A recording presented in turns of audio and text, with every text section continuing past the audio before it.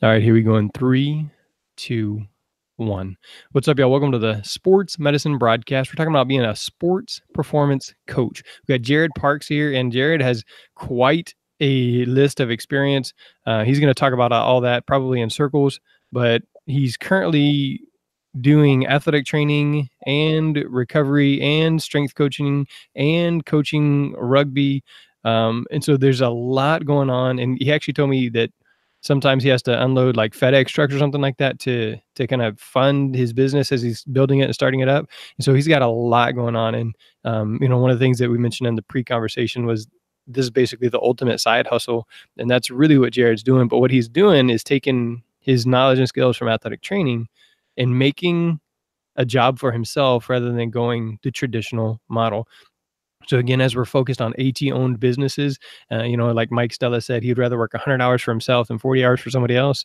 So this is your opportunity to take somebody else's experience and story, ask the questions, how they did it, what they're doing, what they're thinking, what they're feeling. Jump in with the live conversations as always, or reach out to Jerade afterwards. So this is sportsmedicinebroadcast.com/sports performance coach. Again, sportsmedicinebroadcast.com/sports performance coach. Like I said, I'm joined by Jerade Parks, and then of course Adam Halpern joining us again from Innovate AT. So Adam and Jerade, thanks for coming back to the show today. Thank you for having me. Yep. All right, so Jerade, let's start at the beginning and your athletic trainer story. Why don't you tell me what that is? So graduated from Central Michigan, oh God, number of years ago, we'll just say. I don't want to date myself. So I started as an athletic trainer in a clinical setting, sports medicine clinic, very busy. I did that for a couple of years. And frankly, clinically, I got bored with just taking people back to like activities of daily living. So then I went to work in a sports performance business. My friend was an intern for an arena football team.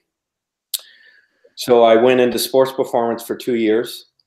And then I started to think, like, why limit myself with just rehab or just strength and conditioning or just recovery? So over the years, I've kind of got a little bit disenfranchised, and I'm a little bit of a lifelong restless soul. So I just combine everything together. I'm more interested in optimizing someone's health than getting caught up in a bunch of titles. Now, as athletic trainers, we do a lot of that naturally. So eventually I got kind of disenfranchised with working for others. So I've been creating my own business in essence, So right or wrong, I guess I gravitate more towards movement than manual therapy. I mean, I will use that.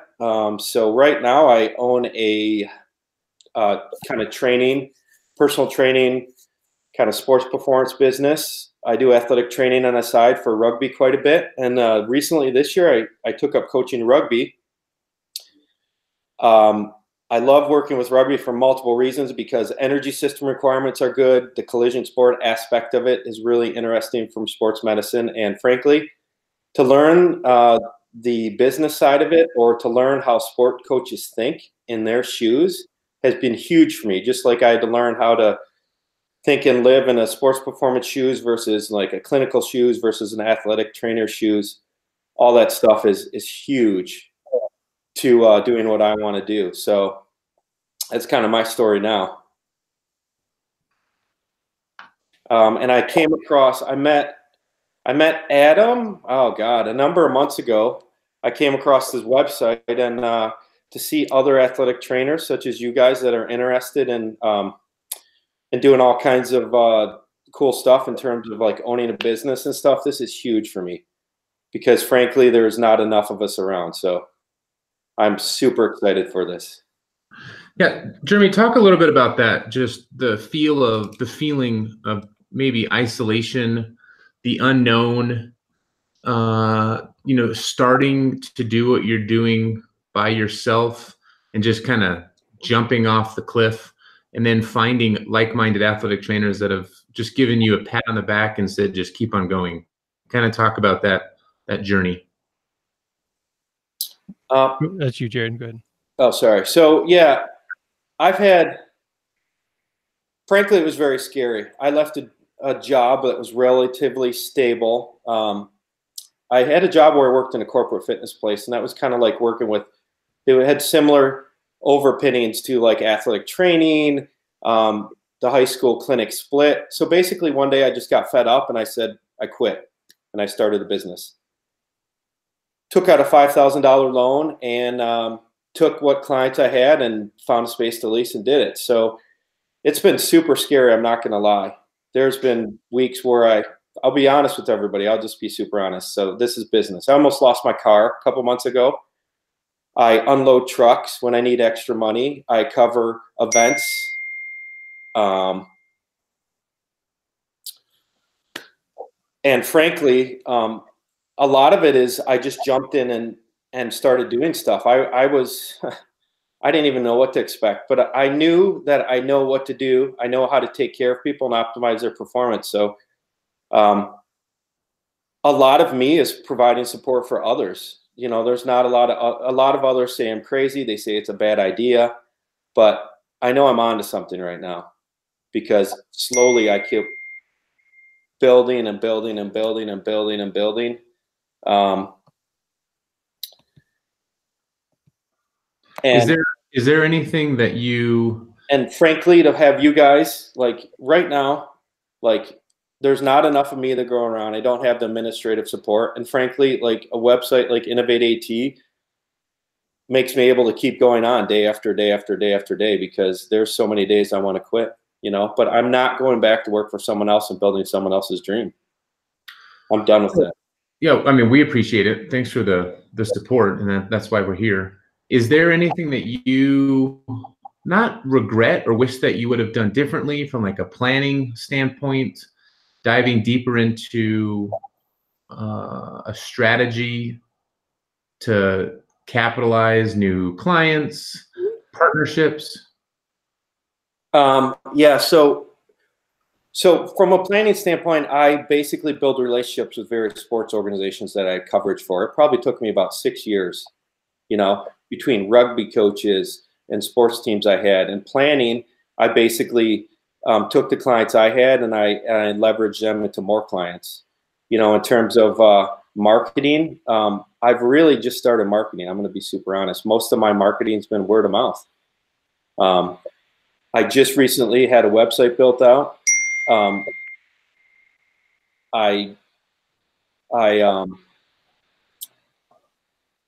I recently bought a business coach. So basically now that I'm under control and I can support myself and I can, and frankly, I don't feel like I'm going to go bankrupt anymore. I'm starting to fill in some of these other gaps, you know, when I can breathe. Just 1 second. Better? Just yes. 1 second. Jared, Oh, okay. I think that's your notifications. Or you hear that little dinging. So is there a way you can turn that off? Or do you have like your email open or something like that? Yeah. I don't know how to turn that off. 1 second. Yeah. That's awesome. Just put that here. Sorry. No, that's okay. 2 seconds. No. That's fine. 1 second, guys.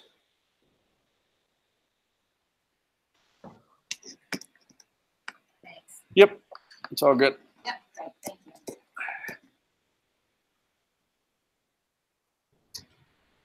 Okay.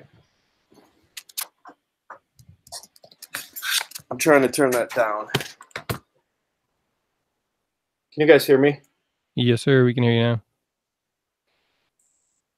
Okay, I am turning that off right now. Message quit. Okay, that should be off now. Okay. Cool. And no other email or anything open? No, email Okay. should be closed. All right, cool. Okay, yeah.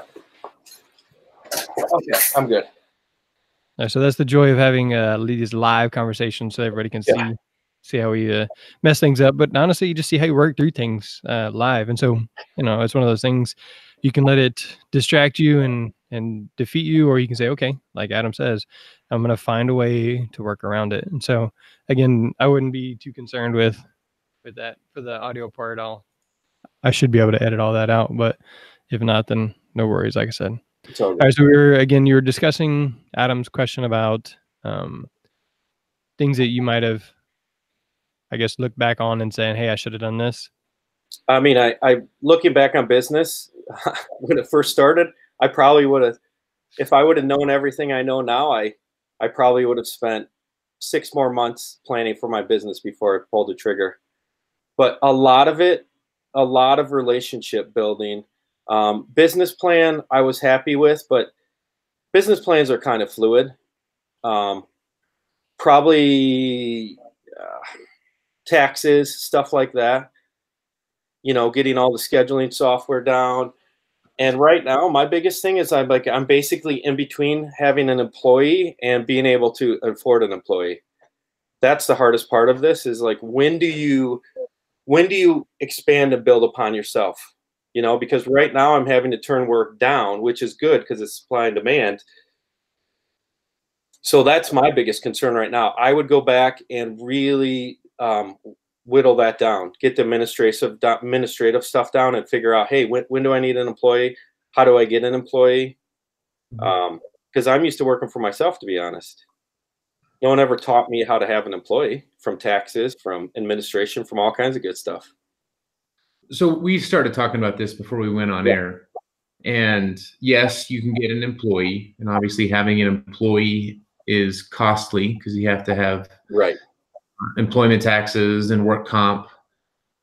And then you can have an independent contractor who can just provide service for tasks that you need.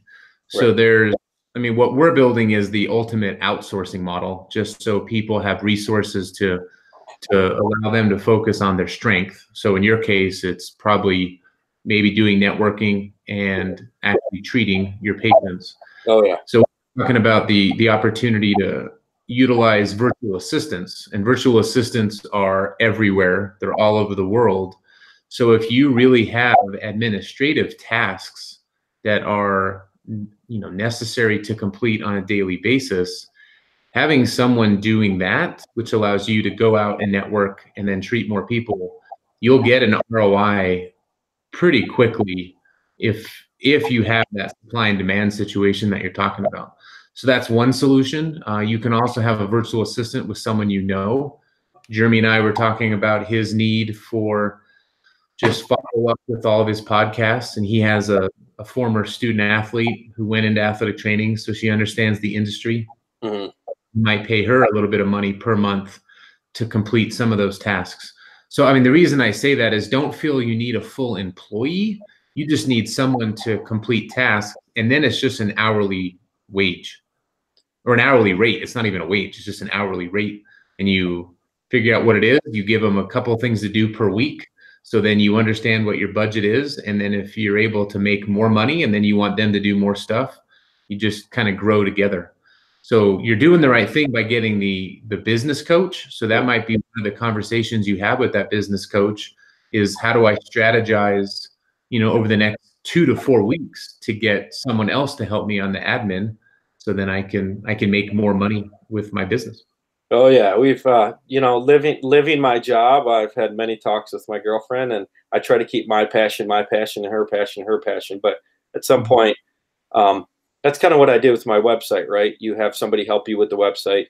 And I was going to do things like, hey, I can update and do all these things, but I've realized, like you say, I have to step back. Like, I'm going to pay him to update my website and fix everything, because I can't do everything myself. And unfortunately, as athletic trainers, I think that's a huge mistake we make, is try to do everything. Yes, that gave me the drive to want to do everything, and it keeps me going every day, but it's really a poor way to exist, like, to be honest, when you have a lot of programs, you can use like Excel and deliver programs. Then you realize that's just not cost effective. Then you have to pay for program design software so you can distribute programs. But yeah, athletic training has been awesome for me. We're really doing a lot of the same things. I want to talk about the similarities as opposed to get hung up on differences, Yeah, when I was listening to one of the recent things from Pat Flynn, again, the Smart Passive Income, he was talking about what is your superpower? What makes you different? And so, you're doing the personal training, the sports nutrition, the performance coaching, you have the athletic training, you're doing like some life coaching stuff. Yep. And so as we're sitting here talking about, I have too many things on my plate. You said you're not very good at the admin part or keeping on schedule. And I'm not very good at sending out the reminder emails about, hey, here's your podcast. Thanks for being on the podcast, or, the consistent social media posts and looking for help. Do you feel that all of these things work well together, are important to be part of your business, or they're just something that you added because you have some ability and one person asked you about it? Great question. Thank you. Yes. And I know it could seem a little haphazard, but I do all these things. I try to combine these things seamlessly. So like if you're working with someone to optimize their health, right? They have to move better. They have to eat better.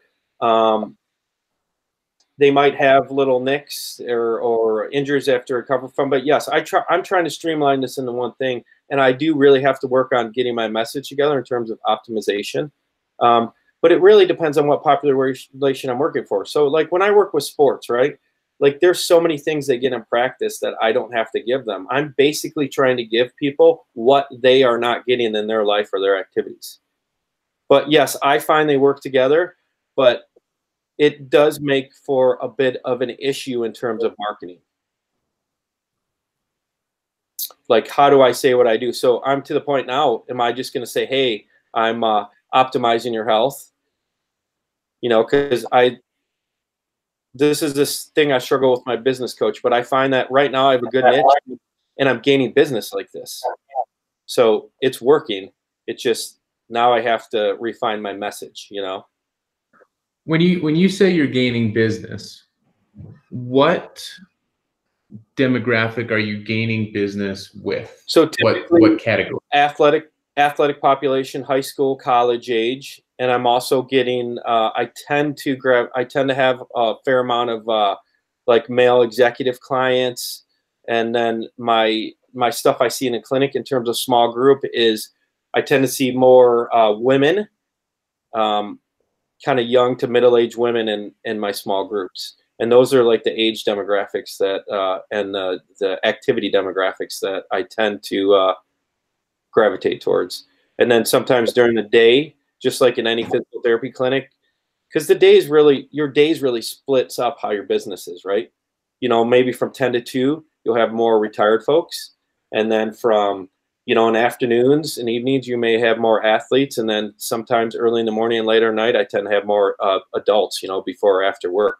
So really your day can almost be divided up on, is really what divides up your business in essence, as opposed to thinking like I just have this business. I have these time slots that certain business is more advantageous for than others. Now, as time goes on, could I get rid of some of these things? Yes. But my goal is as time goes on, I get an employee and they take over some of that stuff, correct? Or an independent contractor. So in what you just described, there wasn't as much athletic training, like industrial or event coverage. That was more of the gym setting. Correct. So I would also farm out some of that athletic training coverage because I can't be everywhere at once. Mm-hmm. So I'm working on building a branch of my company that just has like event coverage as ATs, to be honest. Mm-hmm. Because there's a big need of it in club sports, And in Ohio, right, we're dominated. The Cleveland Clinic is one of the biggest companies in the state. So like in terms of high school and all that stuff, that's locked down, But in terms of club sports where the kids are more elite, and they pay for services like mine, it actually potentiates what I do very well. Is that difficult for you to build out both sides of the business by yourself at the exact same time in the startup phase? Yes, it is. It is. Unfortunately or fortunately, I'm somewhat comfortable with that. I've learned to have to put a fence around my time. I used to just have a big open schedule and see people and do what I could. But now since I've limited times to certain activities, it's helped me immensely. Mm-hmm. Like this time to this time I do this and this time to this time I do this, period. Is that something that athletic trainers and the profession struggle with, that we're always available? Oh, and then yeah. It's one of my boundary biggest is mistakes I make as a professional. If you're always available, like, it makes you less valuable in my mind. You know, and frankly, people don't necessarily take advantage of it, but I tired myself out. I'm less frankly, I'm too tired, and I do other tasks poorly because I'm focused on other things. But yes, as I'm learning to refine that, my business is doing way better. Like when I cut out 3 days a week to work with rugby and consolidate my schedule, and I forced specific populations or activities at those times, it helped me immensely. So what are some advice you would give athletic trainers, maybe not even looking to start their own business, but are having the struggle of time management and they feel they're always working on other people's schedules? What's some advice you'd give them? Well, I guess if I was going to be a little smart aleck about it, I'd say something like just work for yourself. But I would say put constraints on yourself. How do we grow without constraints? Put time constraints on yourself. You know, protect your time, right? Because if we don't protect our time, we might not have relationships. We might not be able to do side work. You got to protect yourself. So that's my biggest message I can say. Put constraints on it. Do what you have to do, you know?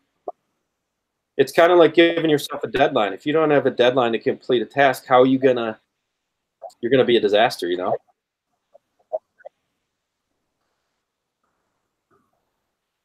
No, it's good. What are your plans other than trying to get the employee? What are some of your growth strategies for the next, I don't know, 18 to 36 months?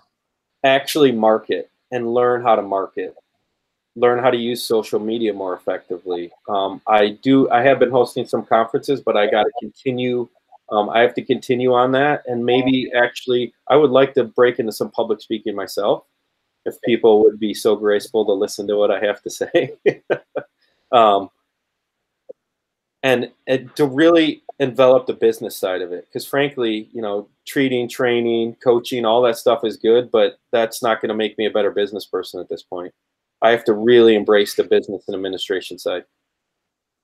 Maybe dive into a little bit about your experience that you're finding with the business coach. So my business coach is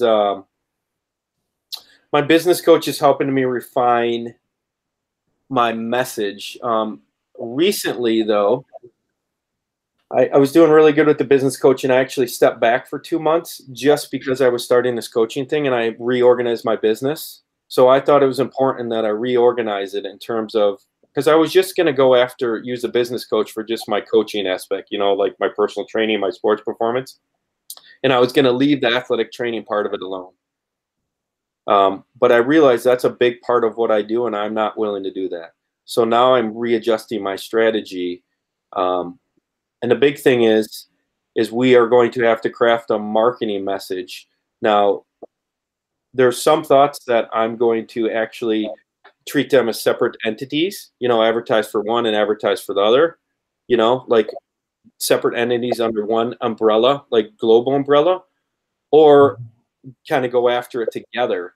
And my first response is to go after it together, you know, like optimizing health under that umbrella, you know, and any kind of athletic training or corporate fitness stuff, treat that as like, hey, we're gonna if you're interested in this, let's have further conversations, you know, and still kind of focus on my on what I do inside, indoors, in the clinic, outside of sports, first and foremost, and then grow that organically with not quite as much marketing, because that's my biggest struggle, to be honest, right there. I'm not gonna lie. That's my biggest struggle, my biggest pain. But it sounds like you're working on it. It doesn't sound like you're ignoring it. You're trying to hit it head on.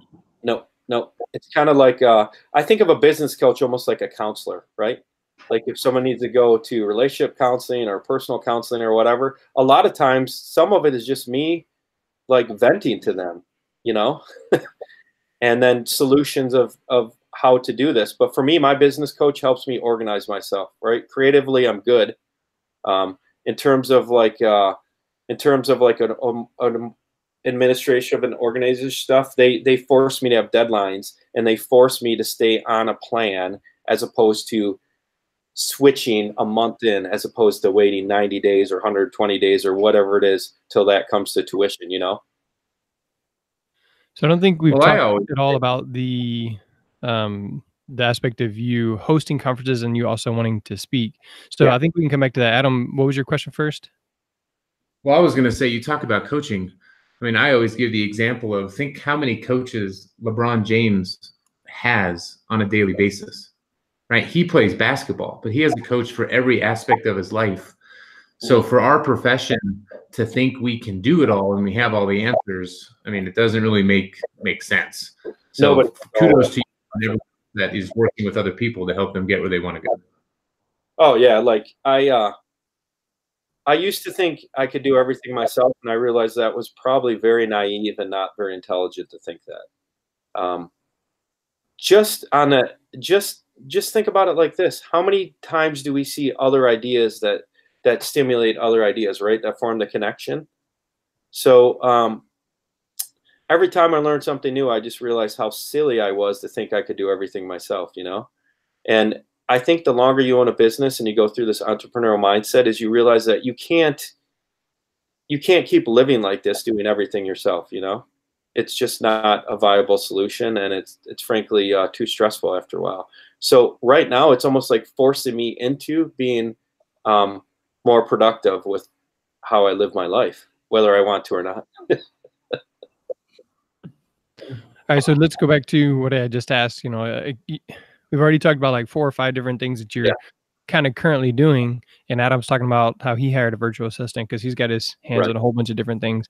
But you're also wanting to move towards being a speaker, being paid to speak at events. Right. You know, people providing you hotel, travel, that kind of thing, and compensating you for your time. Right. But also hosting conferences. So address the hosting conferences, or like the, you know, like the dry needling course or whatever it is, Right. those type things. Speak to that first, and then speak towards how you're working towards being asked as a speaker. So I started hosting conferences because, frankly, my time was very limited, and I love education. I'm pretty nerdy like that. I enjoy it a lot. So at first, I just did it, frankly, I'm going to be super honest, because I got it for free, right? And it cost me time to do that, but I could see more conferences, get more education, and I didn't have to travel, because Cleveland is not like destination central, right? People aren't coming to Cleveland like they are Florida or California or whatnot, right? Even down by you guys in Texas. So I started doing it for that. And then I realized it's a great networking opportunity. And then I thought about how much I like speaking to coaches, and I've had jobs where I did some of the staff education, and I'm just really passionate about it, and it made me feel like $1,000,000. So if I could take that learning aspect and help spread it to others, and networking like that is huge. You know, when I go to corporations and I do a presentation on something, it's a good way for me to get new clients, and frankly, it satisfies me on many levels, you know? So now I just have to actually push this idea forward, and I'm actually changing the place where I'm hosting, so it's on pause until I negotiate a deal with this place, but I'm almost done with that. So you kind of see the public speaking as a way to get more clients, or you would like to move more towards both, public speaking? both. I would like to professionally move towards sharing my message with others, right, and helping others. And I also see it as my form of advertising, right? It's a way for me to get out in the world, I guess, you know. And then if I could, that's kind of the way I see it. It could maybe go one way or the other. I don't know. But right now, my theory is to try it, you know. And if I fail, I fail. But I'm not living my life afraid of failure. I refuse to do that. I gotcha. Adam? No, I mean, I'm just listening to it. I mean, it sounds like you got some struggles that you're overcoming, the risks of owning a business, the pressures of having it all on your shoulders, but you're doing some necessary steps to keep it moving forward and to grow and to become more efficient and streamline the process. So that's a big hurdle, because sometimes people don't know how to change their path or to ask for help. Is there anyone else or service that you are looking for right now that, even Innovate AT can help, or someone listening can provide? Oh, yeah. Like, to be honest, I've spoke to multiple people that I've met on the website, right? Like I've had Nora, for example, is the recovery room business. I'm very interested in having a recovery room kind of added on to everything. And I know people like hear that, they're like, oh my God, you're ridiculous. You're all over the place. But at the end of the day, I've spoke to her multiple times about what she does, and it's been great. I've had people that have reached out to me, I've been able to speak to. And I know I'm not as active as I would like to be on there sometimes, because frankly, I have to sleep. But I would really like to change it in the future. But I'd really like to, I guess, recovery room business is something I'd like to get into. I don't know specifically what they're called. That's what I call them. I don't know if that's an industry name for them. But like she says, there's many other types of practitioners running those businesses, almost like an adult training room, in conjunction with everything else, and that's kind of, I've looked into that quite a bit, Just to throw out some strategy, because it sounds like you're a networker within your community. Do you know someone who might want to go into that side of the business and help get some funding to purchase all that equipment? He froze up, huh? Jared, you still there? Yeah, his screen is frozen on my end. Yeah, frozen here too. All right, hey Adam. So while we're waiting on Jared, you said you have your hands in a lot of different things. So tell me a little bit about your daily schedule, because the secondary school, most of us have the same schedule. We get here, we have morning treatments, we have some teach classes, we have athletics, we have after school games and practices. And so all of this stuff that I'm doing on the podcast is like during the day, or, I may wake up a little early, or I may stay up, 1 hour after the kids go to bed, work on that, and then, spend some time with my wife. So for you, what does that look like, Adam? As you're asking the question, I'm thinking about it. And the number one thing you have to be comfortable with is inconsistency. So when you work at a secondary school setting, it's very consistent. You know when certain things happen and you can plan your day out. With what I do, you have to plan ahead. So you have to plan meetings in the future with partners or staff or resources you're working with. And every single day is different. So literally my day starts around 4 a.m. I either go to the gym or I'll do work. So then when I bring my daughter to school, I go to the gym afterwards. And a lot of that it's the ability to get that alone time, to focus and to clear the mind. So you have to be disciplined. So like my discipline is just, exercise. A lot of us are into health and wellness because that's the field we're in. So I have to get it in. And then from there, every hour is different. And I have to consciously be aware of not to get too into the weeds on certain things. So that's why I'm trying to work with the virtual assistant and have other people kind of take responsibilities off my plate that they're really good at. So like the main strategy for someone that's in like my position where you're owning a company and you're driving it forward is how can I focus on what I'm really good at and to have other people provide a resource that they're really good at. And then things will get done much faster. They'll get done more effectively and sometimes even better. Because when I talk about, why are we trying to do everything? That's because the quality of the work is decreased. So like if you want a full schedule of my day, like it starts at 4. Like I said, it's either gym right away or around 7:30 when I drop my daughter off. And then there's computer time, there's phone calls, there's podcasts like this. There's meetings throughout the day. There's responding to emails. There's strategizing. there's deep thinking about what do I need to do that no one else can really tell me what to do, because it's my baby. And then one thing that like our family is really, really focused on is having dinner as a family like every single night. So like my wife is a dentist. I've probably mentioned it on here. So she has her own business. So she's busy just as much as I am. So because I have a little bit more flexible schedule, I usually cook dinner. So I'll start cooking around 5, and then she'll come home, and then we'll eat between 5:30 and 6:30. And then, right, you have to shift that mindset. You have to get off of business, work, professionalism, and you have to get into family mode. So like once that 5 o'clock button hits, it's usually, I try not to do anything with work. We cook dinner, we eat dinner, we give them a bath, we get them ready for bed. And then because I start early, we are usually in bed between sometimes like 7:30 and 9. And I know that sounds crazy, but if we're all in health and wellness, the physical activity is just as important as the sleep. So we go to bed early, we get up early, and it is just go, go, go, go, go. And, if we want to get honest, just like you guys are honest, like you always have to grow as a person, you have to grow as a couple. So Alicia and I are now trying to figure out how do we balance out this craziness, because I'm building this. She already has a very successful dental practice that she's trying to grow into the next level. And then we have kids. And then because we have kids, we got a puppy. So we're looking at how do we balance all of this stuff and still, remain sane, remain positive, remain loving to, each other, our kids, and then ourselves. And sometimes like athletic trainers have to understand this. And this is what Brandy and I talk about all the time. It isn't always greener on the other side.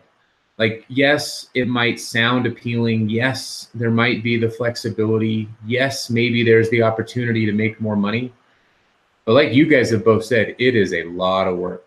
And you have to dig your heels in and understand you're in it for the long haul. No one is accountable but yourself. You can't expect anyone else to do it. You can create expectations for other people to be successful, but when you own it, it's all on you. So for athletic trainers to be listening to all of these podcasts from all these different opportunities that are coming out in athletic training, it doesn't matter what the opportunity is. It's about the individual. And you have to look at yourself and say, you know what? I actually like the structure of the secondary school setting. I like that I know what my day is going to be. I like where my paycheck is coming from. But what we talk about, like within Innovate AT, it's not about creating a new job. It's about being innovative within the profession. So like Jeremy, you're doing a perfect job. You have a traditional secondary school job, and then you're innovating the profession by creating a podcast. So I say that because we don't want people to think when they talk with us, right, the Innovate AT team, that it's always about starting a business and getting away from the traditional model. We're really focused on how does not just the profession innovate, but what about the individual? How does the individual innovate their life, their opportunities, their current setting, and like the profession as a whole? So when you ask that question, like, what does my day look? My day looks like my day. And I don't want my day to be compared to anyone else's day, because we're all so different. We all have so many external factors and sometimes internal factors that if we really understand what we individually are trying to do, then we will make it happen. And that's how I'm running my life. I'm like, if I want to make this happen, this is what I have to do. What's the biggest priority right now? I mean, I'll even show you, like, this is my list. I mean, you can see how much I scratch off, and when it's not scratched off, it's because I haven't finished it yet, right? Like, I have to be the tactile, writing it down and seeing it and scratching it off and writing another list and taking something from the previous page and putting it on what I need to do today. But that might not work for someone else. Someone else might love their cell phone and just using the notepad, and then they erase it. And I mean, you guys have both said it. Sometimes when we are challenging the profession and we're trying to do new things, our colleagues are sometimes the worst critics because they just don't understand it and they're not comfortable with it. And instead of trying to ask supportive questions, it just goes into, well, that won't work. Why are you doing that? Sometimes it's out of jealousy. Sometimes it's just from the unknown. But I think that's why, like, you guys are really enjoying the Innovate AT community, is because we're building that environment where the unknown is the excitement and the unknown is the opportunity. And that is why I started this whole thing. Like, my entire career has been outside the box. Like, I haven't done anything traditionally, and I literally got tired of being alone. And I was like, well, let me try something. Let me see if there's other people out there. Let me get feedback. Let me see what they need. And obviously that's where we are. So I want to be, I don't know, a supporter for people, but I really don't ever want people to look at me and say, well, I have to do what Adam's schedule is. Like, that's not how it works, because I have 2 kids. If someone doesn't have 2 kids, then their schedule doesn't match my schedule.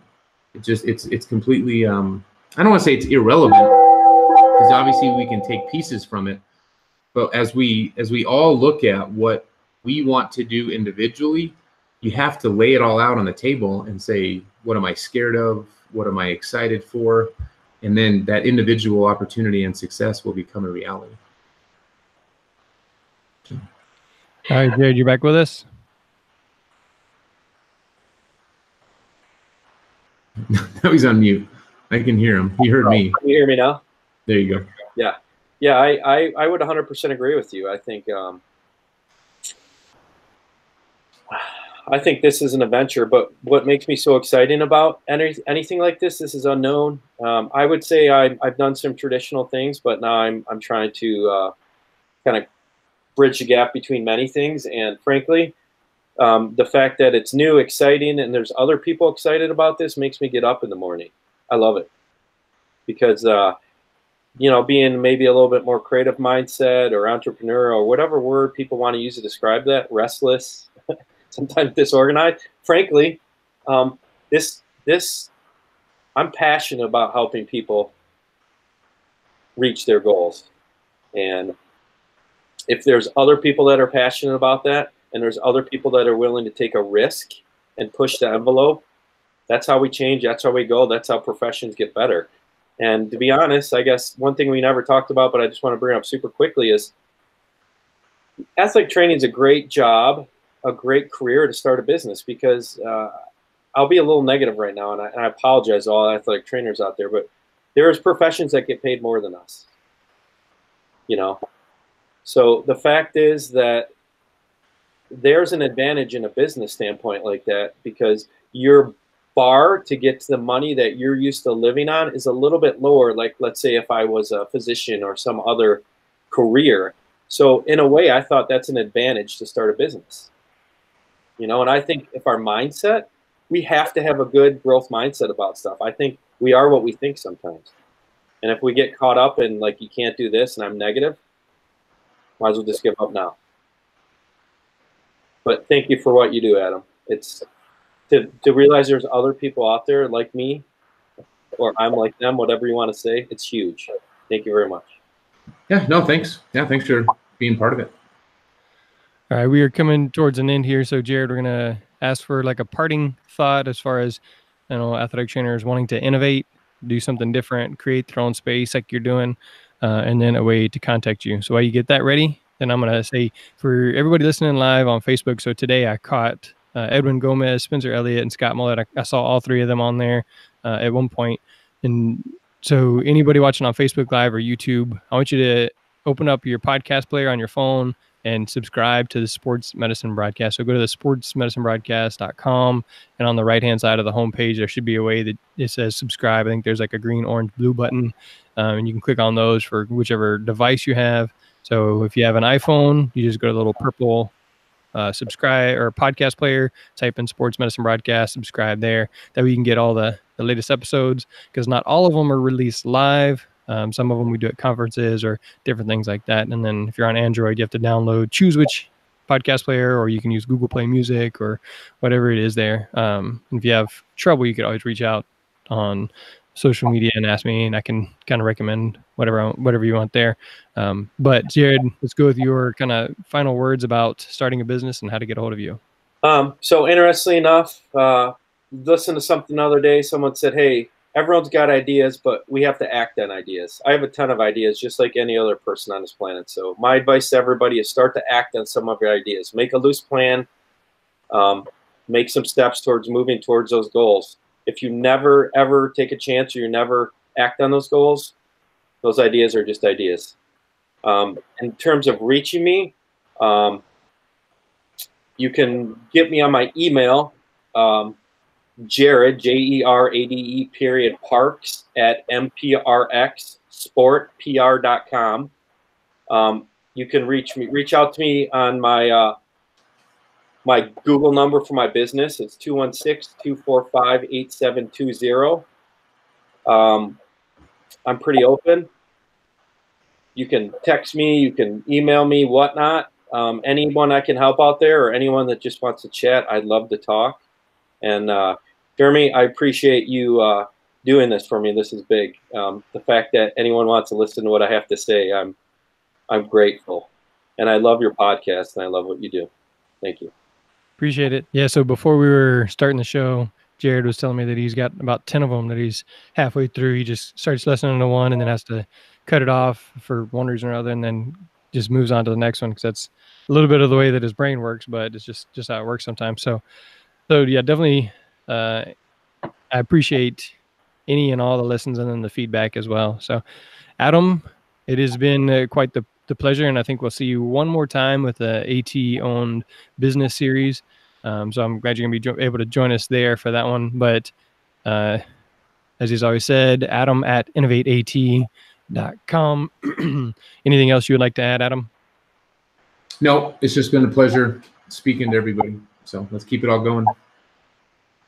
And as I mentioned a lot of times before, I'm at a point where there's people sponsoring the podcast, and, I mentioned Frio. They're going to be providing us some equipment here at the school, our hydration equipment. It's really top-notch stuff. So I love Frio Hydration, Dragonfly Max, the podcast lounge. So that's a really cool opportunity for me to meet you. If you're there in Vegas, or if you were there in New Orleans and I got to meet you, or I'm going to get to meet you, please make an effort to stop by. If I'm up on the stage podcasting, then, wave or stand around for a few minutes, because usually at NATA they're about 30 minutes sessions. So if you kind of catch me right in between one of them, then I'd love to take a picture with you. So I look forward to meeting you there at the Dragonfly Podcast Lounge. And then I also got Myotech and then Hoist Hydration. So definitely ways that you can support me are by supporting or checking out those companies, buying, saying, hey, I heard about you on the podcast. So as we continue to grow and provide more service here on the Sports Medicine Broadcast, check those out. This is sportsmedicinebroadcast.com/sports performance coach. As we were talking to Jerade Parks and Adam Halpern, again, sportsmedicinebroadcast.com/sports performance coach. That'll have links to some of the stuff we talked about, some show notes, and obviously links to the sponsors as well there. So for Jeremy, Adam, and Jerade, that is a wrap. Thanks. Thank you.